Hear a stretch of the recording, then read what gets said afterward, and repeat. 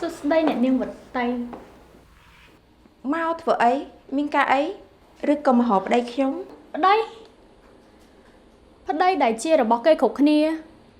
ឬក៏ប្តីដែលមិនធ្លាប់បានរៀបការបើនាងជាប្រពន្ធរបស់ណា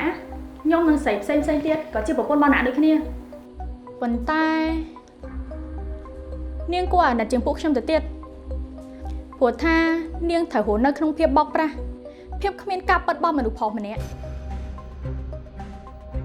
ខ្ញុំអាចចាញ់បោកពាក្យថាស្រឡាញ់របស់គេ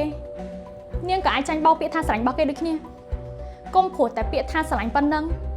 ត្រូវរស់នៅធ្វើជាមនុស្សល្ងងខ្លៅមួយជីវិតអីណាវតី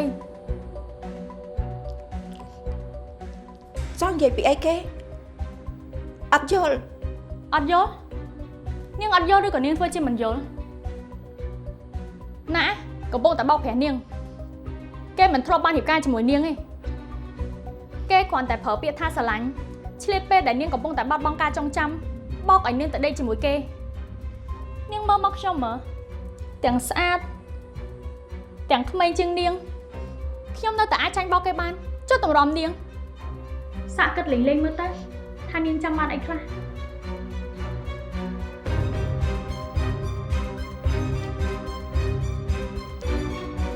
អត់ទេមិនប៉ិតខ្ញុំអត់ជឿ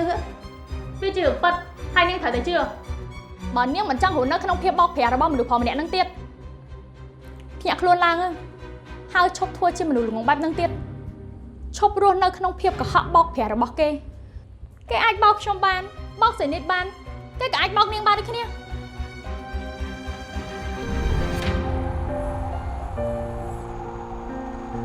ទស្សនារឿងពេញនៅលើ Sastra Film App